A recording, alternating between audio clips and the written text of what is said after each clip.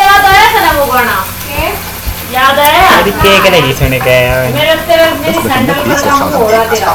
पर्यावरणीय शिक्षा के लिए समस्त मानव समाज और प्रत्येक स्तर पर सहयोग आवश्यक है। पर्यावरणीय समस्याएं राष्ट्रीय सीमाओं तक सीमित नहीं होती। उनके समाधान के लिए ऐसी आवश्यकता है। हाँ मोहित ये गाने सुनाएगा निशा देखिए मेरी कटा ली है। अरे अंतर्राष्ट्रीय कानून के द्वारा नहीं हो सकता। इस प्रकार की इकाई के लिए ही क्षेत्रीय पर्यावरणीय कानून का विकास होता है। इस इकाई में पर्यावरण की सुरक्षा में क्षेत्रीय सहयोग की प्रासंगिकता पर विचार किया गया है। इस संसाधन में विविध क्षेत्रीय व्यवस्थाओं में किए गए क्षेत्रीय विकासों का अध्ययन किया जाएगा। क्षेत्रीय स्तर पर सबसे अधिक प्रयास यूरोप में किए गए हैं। दक्षिण एशियाई क्षेत्र में भी क्षेत्रीय सहयोग की आवश्यकता है, जिसके लिए प्रयास दक्षिण एशियाई क्षेत्रीय सहयोग साथ को ही करने होंगे और उसमें लिए भी हैं। शरारत में किए गए इस उपाय का विवेचन भी इस इकाई में किया गया है। क्षेत्रीय तंत्र सीमाओं से परे के मुद्दों पर ध्यान देने के प्रभावी साधन हो सकते हैं। इन मुद्दों में वातावरण का प्रदूषण और 2 या अधिक देशों की साझी नदियों और अन्य जलविद्युत वाटर बॉडीज का प्रदूषण शामिल है, जिनका निदान कोई देश अकेले नहीं कर सकता है। इसके अतिरिक्त कुछ पर्यावरणीय समस्याएं किसी क्षेत्र की विशेषता ही सकती है। संसार के सभी देशों के लिए एक साझा पर्यावरण कार्यक्रम तैयार करना सरल कार्य नहीं है, क्योंकि पर्यावरण गतिविधियों एक समान नहीं है तथा उनकी क्षमताएं भी अलग अलग हैं। क्षेत्रीय समझौते के द्वारा कार्य करने में व्यय कम होता है, समय कम लगता है और उनकी सफलता की संभावना अधिक रहती है। उदाहरण के लिए, जहां सभी देश जोखिम भरे मुद्दे के लाने ले जाने के विषय पर हुई अंतर्राष्ट्रीय वार्ता से संतुष्ट नहीं थे, बासेल समझौता 1989 तक क्षेत्रीय स्तर पर जोखिम मुद्दे के व्यापार के विषय में अधिक मान्य और प्रभावी सहमति ही सही।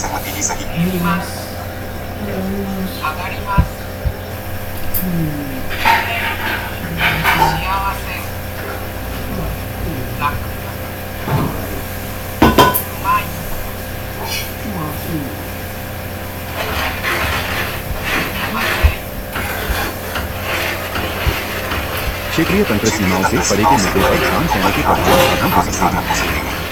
इन मुद्दों में वातावरण का प्रदूषण और 2 या अधिक देशों की साझी नदियों और अन्य जलविद्युत वाटर बॉडीज का प्रदूषण शामिल है, जिनका निदान कोई देश अकेले नहीं कर सकता है। इसके अतिरिक्त कुछ पर्यावरणीय समस्याएं किसी क्षेत्र की विशेषता ही सकती है। संसार के सभी देशों के लिए एक साझा पर्यावरण कार्यक्रम तैयार करना सरल कार्य नहीं है, क्योंकि विभिन्न देशों की विकास का स्तर अलग अलग है, उनकी पर्यावरण गति के उत्तरदायित्व भी एक समान नहीं है तथा उनकी क्षमताएं भी अलग अलग हैं।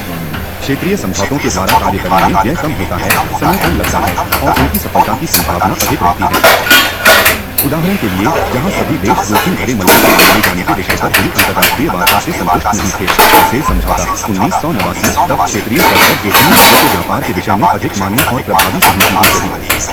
चाहे जिस पर्यावरणीय समस्या की हम समीक्षा कर रहे हैं वह पारसीमा बाउंड्री नहीं है, फिर भी एक ही भौगोलिक क्षेत्र के देशों की समस्याएं एक समान हो सकती हैं और सरकारी समझौतों के द्वारा सभी देश दूसरों के राष्ट्रीय स्तर के अनुभव से लाभान्वित हो सकते हैं। क्षेत्रीय सहमति का एक अन्य लाभ यह भी है कि उस क्षेत्र को सभी देश अंतर्राष्ट्रीय पर्यावरणीय वार्ताओं में एक समान रवैया अपना सकते हैं। क्षेत्रीय संगठन सभी विश्वव्यापी और राष्ट्रीय प्रयासों की समीक्षा सकते हैं। उदाहरण के लिए, संयुक्त राष्ट्र के क्षेत्रीय सागर कार्यक्रम से क्षेत्रीय समुद्रों के विषय पर अनेक समझौते संभव हो सकेंगे। यह क्षेत्रीय समझौते सागर के कानून लॉज ऑफ द सीज पर संयुक्त राष्ट्र वो वैश्विक समझौतों का समर्थन करते हैं। क्षेत्रीय समझौते पर्यावरणीय सिद्धांतों का परीक्षण और क्रियान्वयन करवाने में प्रभावी रूप से सहायक होते हैं। अन्य सबों में ये समझौते अंतर्राष्ट्रीय मुद्दों के समाधान तलाश करने के लिए प्रयोगशाला लैबोरेटरी की भूमिका निभा सकते हैं। 10.2 क्षेत्रीय संगठनों के प्रयास। पर्यावरण संरक्षण के क्षेत्र में क्षेत्रीय सहयोग का सफल प्रयोग यूरोपीय संघ के द्वारा किया गया। रोम की संधि 1957 की द्वारा स्थापित यूरोपीय आर्थिक समुदाय में पर्यावरण का कोई प्रत्यक्ष जानदेश नहीं था। आर्थ यूरोपीय समुदाय का उद्देश्य रोम संधि अनुच्छेद 2 आर्थिक प्रगति को प्रोत्साहित करना था। एकल यूरोपीय अधिनियम सिंगल यूरोपियन एक्ट 1980 के द्वारा रोम संधि के क्षेत्राधिकार में पहली बार पर्यावरण नीति को शामिल किया गया। सामुदायिक पर्यावरणीय नीतियों का विकास 1972 में आरंभ हो गया था। तब से निर्देशों, नियमों और निर्णय के रूप में पर्यावरण सुरक्षा प्रक्रिया का विकास हुआ है। जिन पर्यावरण संबंधी सिद्धांतों को यूरोपीय संघ ने क्रियान्वित किया है उनमें पहला सिद्धांत सहायक और सिद्धेशीकरण वाला ही उसका मूल्य चुकता करेगा सिद्धांत इत्यादि शामिल है। 1992 में मास्ट्रिक्ट संधि, जिसमें यूरोपीय संघ की वर्तमान लदाख जियानी रोड की संधि के अनुच्छेद 2 में संशोधन करके आर्थिक प्रगति के साथ साथ पर्यावरण संबंधी चिंता का भी उल्लेख किया। संशोधित रूप में अनुच्छेद 2 में प्रावधान है कि यूरोपीय संघ का एक लक्ष्य होगा पर्यावरण का सम्मान करते हुए सतत विकास। दोनों उद्देश्यों में कोई सोपानीय अंतर नहीं है।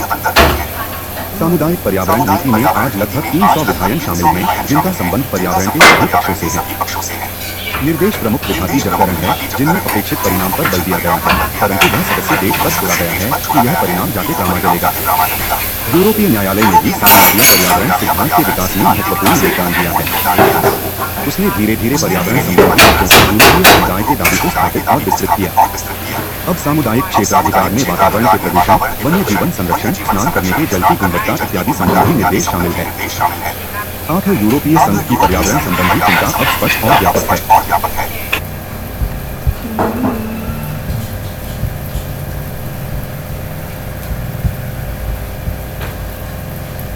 उत्तरी अमेरिकी मुक्त व्यापार समझौता North American free trade agreement NAFTA 1994 में मैक्सिको ने संयुक्त राज्य अमेरिका और कनाडा को मुक्त व्यापार क्षेत्र स्थापित किया। इसमें पर्यावरण पर सख्त बल दिया गया है। नाफ्ता में पर्यावरण नियमन को घरेलू एवं अंतर्राष्ट्रीय व्यापार के पक्षों पर विशेष ध्यान दिया गया है। सदस्य देशों से अपेक्षा है कि आर्थिक प्रगति और विकास से होने वाली आमदनी का उपयोग पर्यावरण स्तर को प्रभावी रूप से बनाए रखने पर व्यय किया जाएगा। स्वयं नाफ्ता समझौते टेक्स्ट में पर्यावरण की चिंताओं का उल्लेख किया गया है। इसके अतिरिक्त एक जन समझौते उत्तर अमेरिकी पर्यावरणीय सहयोग समझौता North American agreement on environmental cooperation नाइट्स में अलग से पर्यावरण की चिंता व्यक्त की गई है। नाफ्ता को जन्म से ही पर्यावरण मुद्दे इसके केंद्रीय विषय रहे हैं। नाफ्ता की प्रस्तावना में पर्यावरण के देशों को विशेष मान्यता प्रदान की गई है। बासेल समझौते जैसी संधियों पर आधारित पर्यावरण को नाफ्ता का विशेष संरक्षण देने का प्रावधान है। नाफा ने सदस्य राष्ट्रों पर यह प्रतिबंध लगाया है कि वे पूंजी निवेश आकर्षित करने के लिए अपने पर्यावरण स्तर को गिरने नहीं देंगे।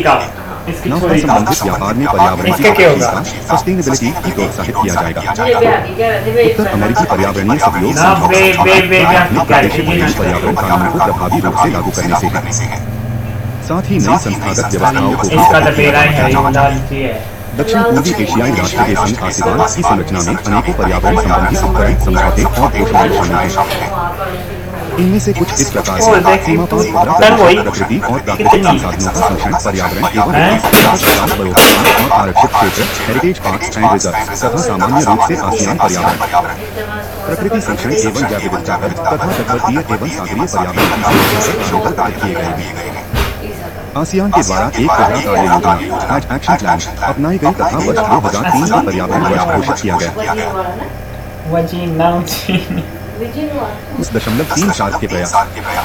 भारतीय उंगहा द्वीप एक अलग भौगोलिक दुबई है, जिसकी सुपरिभाषित सीमाएं हैं। जहर में महान हिमालय पर्वतमाला 4 देशों अर्थात भारत, पाकिस्तान, नेपाल और भूटान की सीमाओं को छूती है। उनकी साझी नदियों का जल विभाजक क्षेत्र है, पर्वत हैं तथा गिट्टी, जलवायु एवं वनस्पति में उनकी भागीदारी है। एक देश में जल विभाजक क्षेत्रीय वाटरशेड एरिया होने के परिणाम स्वरूप निचले स्तर पर बसे देशों में बाढ़ आ सकती है तथा भूस्खलन हो सकता है। दक्षिण में हिंद महासागर में 5 देशों की भागीदारी है, भारत, पाकिस्तान, श्रीलंका, मालदीव तथा बांग्लादेश। ये देश क्षेत्र की सीमा को निर्धारक हैं। इन देशों का साझा पर्यावरण है। आपदा संभावना डिजास्टर प्रोनेस दक्षिण एशियाई क्षेत्र की एक विशेषता है कि यह प्राकृतिक आपदाओं से संभावित प्रदेश है। इस क्षेत्र को मानसून की वजह पर निर्भर रहना पड़ता है। भारत और बांग्लादेश विश्व में सबसे अधिक बाढ़ संभावित लोकप्रमुख क्षेत्र है। पड़ जाता है। भारत, नेपाल, भूटान और पाकिस्तान को कई बार भूस्खलन का सामना करना पड़ता है। अनेक चक्रवाती तूफान भी भयंकर विनाश लाते रहते हैं। ऐसा विशेषकर क्षेत्र की भौगोलिक स्थिति के कारण होता है। वैश्विक तापमान ग्लोबल वार्मिंग और मार्जिन को सामान्य स्तर के बढ़ने का भी बनाया। भारतीय उपमहाद्वीप 2 महाद्वीपों की सीमा से सटा हुआ है, इसलिए वहीं भूकंप की संभावना बहुत रहती है। जनसंख्या विस्फोट, निर्भरता और असमानता के कारण प्राकृतिक विपदाएं और भी भीषण जन से वैसे इस क्षेत्र में प्राकृतिक आपदाओं का सामना करने के लिए कोई समुचित योजना या प्रबंध व्यवस्था नहीं है। इतिहास 7 देशों का साझा इतिहास है। उनकी ऐतिहासिक दृष्टि से निर्धारित विशेषताएं हैं जो औपनिवेशिक अनुभवों पर आधारित हैं। इन देशों ने औपनिवेशिक शोषण सहा है। साथ उनकी मिलीजुली समस्याएं हैं, जैसे कि निर्भरता कम हो गए प्राकृतिक संसाधन, प्रौद्योगिकी विकास का निचला स्तर और कौशल की कमी इत्यादि। यह देखते हुए कि 7 देशों में कितनी समानताएं हैं, पर्यावरण संरक्षण के लिए एक सशक्त क्षेत्रीय सहयोग की आवश्यकता है। संदर्भ में कानून और नीति के क्षेत्रों में कुछ संबंधों एवं सहयोग निर्धारित और कार्यान्वित किया गया। उसकी साझा और एक दूसरे की हुई समस्याएं हैं, जिनका समाधान किसी एक देश द्वारा व्यक्तिगत रूप में तलाश करने की बजाय विभिन्न देशों की निकास करना होगा। एक दूसरे से बहुत कुछ सीखना है। यह भी है कि अंतर्राष्ट्रीय मंच पर साथ एका सशक्त स्वर में अपनी बात रखते हैं ताकि उनको अनाराष्ट्रीय पर्यावरण कानून के हितों को समाहित किया जा सके। यदि पृष्ठभूमि में दक्षिण एशिया के छोटे मंचों पर अवसर मिलेगा। दक्षिण एशिया के आकांक्षाओं का ध्यान रखा गया है तथा बुक करो यो ड्रामा खत्म या क्या खत्म होगी उद्देश्यों का विशेष उल्लेख ये सारे ड्राम में खत्म हो जाएंगे। कल्याण को प्रोत्साहन देने दक्षिण एशिया में खेती की गुणवत्ता कॉलोनियां में आगे नाड़े भी आऊंगी नाड़े दफ्तर है कनेक्शन करेंगे बस। पार्टन में आर्थिक, सांस्कृतिक, तकनीकी और वैज्ञानिक क्षेत्रों में सहयोग और पारस्परिक सहायता को प्रोत्साहन देने की बात कही गई है। चौकता ही आगे मतलब गलियां मना दर दे एशियाई देशों ने यह चौकता ही पीछे हरे पाइप ना थे दबा करते इसलिए इस क्षेत्र की पर्यावरणीय समस्याएं एक जैसी हैं, परंतु इस दिशा में कोई ठोस कदम उठाना अभी शेष है। के तो एक फाइल बनाओगे ना 5 वर्षन वाली रही नहीं सर तो दे दिया वाला फाइल के पैसे लेकिन 2 साल तक पर्यावरण की सुरक्षा 5 साल हो गए 1987 में तीसरे शिखर सम्मेलन में विचार किया गया। 5 साल हो गए पर्यावरण में तेजी से होती अवनति, डिग्रेडेशन और प्राकृतिक आपदाओं पर गंभीर चिंता व्यक्त की गई। इस अवनति और प्राकृतिक आपदाओं के कारण सदस्य देशों की विकास प्रक्रिया को गहरा झटका लगता है। यह तय किया गया कि इस दिशा में क्षेत्रीय सहयोग किया जाए और एक विशेष समूह गठित किया गया जी पर्यावरण विषय पर अध्ययन करें। इस समूह की बैठक जुलाई 1988 में काठमांडू में हुई वित्तीय प्राथमिकताएं निर्धारित की गई ताकि क्षेत्रीय चिंताओं पर साझा कार्यवाही की जा सके। इस्लामाबाद में 1988 में हुए चौथे शिखर सम्मेलन में पुनः इस बात पर बल दिया गया कि आपदा प्रबंधन क्षमता को सशक्त किया जाए। यह निर्णय पूर्वी भारत में आए भूकंप, बांग्लादेश की बाढ़ और श्रीलंका एवं भारत के चक्रवाती तूफान की पृष्ठभूमि में किया गया। दक्षिण एशिया में ग्रीन हादस प्रभाव को असर का अध्ययन करने का निर्णय किया गया क्योंकि 7 के साथ में से 5 देश सागर के जलसार के ऊपर जर्मनी स्टेशन के साथ हैं। सन 1990 में नाइट शिखर सम्मेलन में यह निश्चय किया गया कि वर्ष 1992 को 7 का पर्यावरण वर्ष घोषित किया जाए।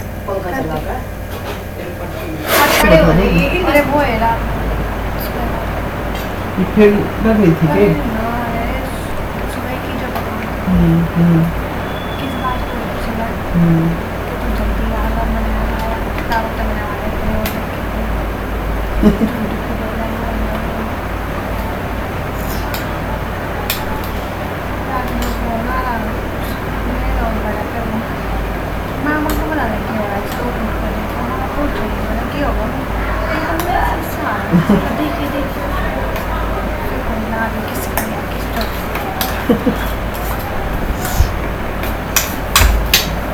कि क्या करवाओ फिर ये था देख ले तेरा तो कैंसर करवा दे हमारा भी करवा दे।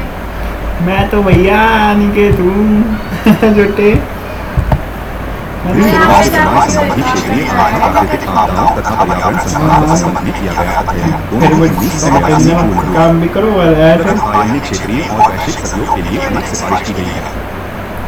इसकी अंतिम सिफारिश एक पर्यावरण संरक्षण और बचाव के उपाय भी आपदा प्रबंधन तंत्र को शक्तिशाली बनाने के उपाय तथा 3 सिफारिशों के क्रियान्वयन की व्यवस्था।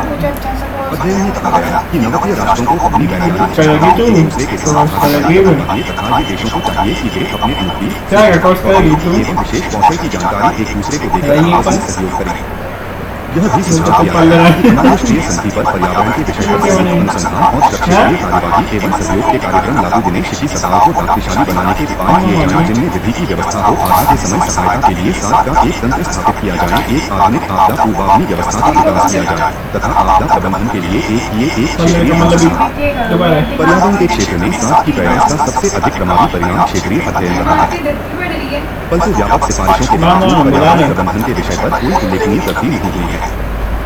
1992 के बाका सम्मेलन में पर्यावरण पर एक समिति का गठन किया गया था ताकि वह उपयुक्त अध्ययन सिफारिशों की समीक्षा करे, महत्वपूर्ण कार्यवाही के लिए उपायों की पहचान करे तथा इसकी क्रियान्वयन के उपायों को निश्चित करे। इसके पश्चात हुई शिक्षक बैठकों में भी पोस्ट पार करने पर बल दिया गया और आगे कोर्स उल्लेखनीय परिणाम नहीं निकला। इस अध्ययन की सिफारिशों को अभी तक लागू नहीं किया गया है। 1997 में नाले में हुई एक बैठक में पर्यावरण मंत्री ने एक कार्य योजना तैयार की। कार्य योजना की प्रगति की समीक्षा 1968 में की गई।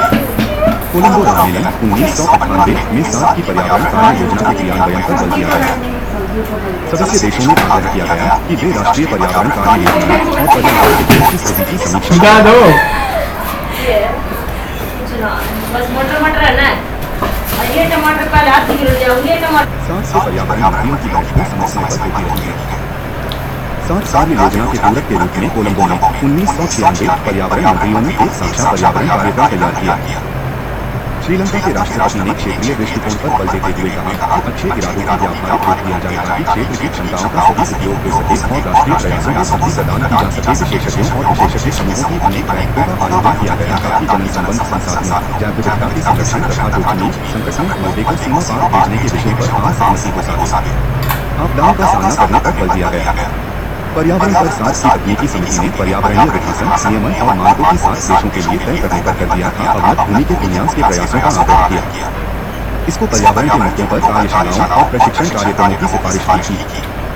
इस बात के प्रयास किए गए हैं कि अंतर्राष्ट्रीय पर्यावरण मंत्री पर 7 का साझा दृष्टिकोण प्रस्तुत किया जाए। इस संबंध में 7 के मंत्रियों की एक बैठक नई दिल्ली में अप्रैल 1992 में हुई थी ताकि संयुक्त राष्ट्र पर्यावरण सम्मेलन UNCED में एक समान विचार प्रस्तुत किए जा सके। नई दिल्ली बैठक में एक विज्ञप्ति जारी करके साझा दृष्टिकोण की घोषणा की। यह 7 मंत्रियों का प्रथम प्रयास था। अप्रैल 1997 में भी 7 मंत्रियों की एक बैठक हुई जिसमें संयुक्त राष्ट्र महासभा के विशेष कक्ष 1997 के लिए रणनीति तय की गई। 7 में पर्यावरण संबंधी सहयोग के लिए इस प्रकार की बैठकें अब सामान्य हो गई हैं। 10.4 संस्थागत तंत्र सत्या विकास की प्रक्रिया की लागू करने की दिशा में क्षेत्रीय स्तर पर अनेक संस्थाएं स्थापित की गई हैं।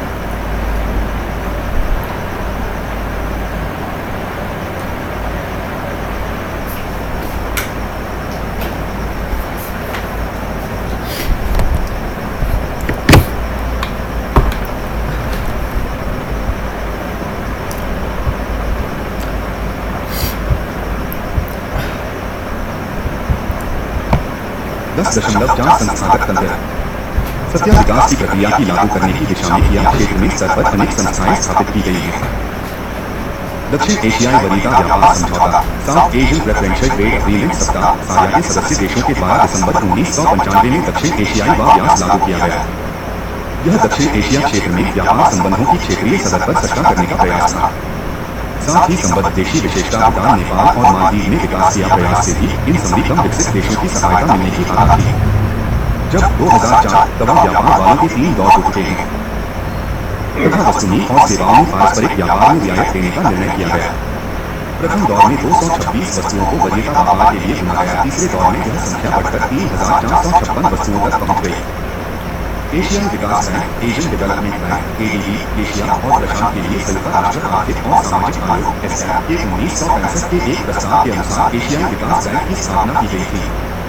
इसके लक्ष्य है आर्थिक विकास को प्रोत्साहित करना, निर्धनता कम करना, महिलाओं के स्तर में सुधार, मानव संसाधन का विकास, प्राकृतिक संसाधनों और पर्यावरण का प्रबंधन एशियाई विकास बैंक के प्रमुख कार्य है।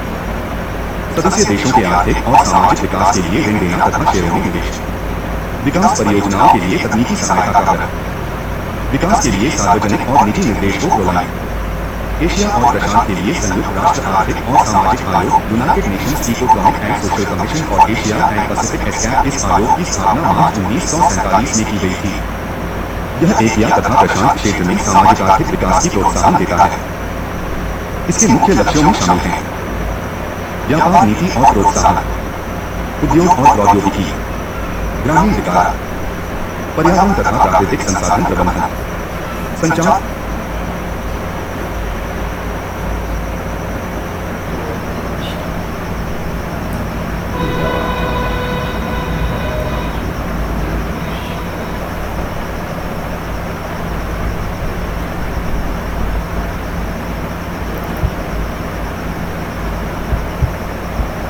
आयोग ने इन लक्ष्यों की प्राप्ति के लिए अनेक संस्थाओं की स्थापना की है। इनमें प्रौद्योगिकी हस्तांतरण के लिए एशिया प्रशांत केंद्र टीटी तथा मोटे अनाज कोर्स ग्रेन्स वाली जड़ों तथा कंदमूल आदि के एशिया प्रशांत में अनुसंधान विकास के लिए क्षेत्रीय समय केंद्र टीक शामिल है।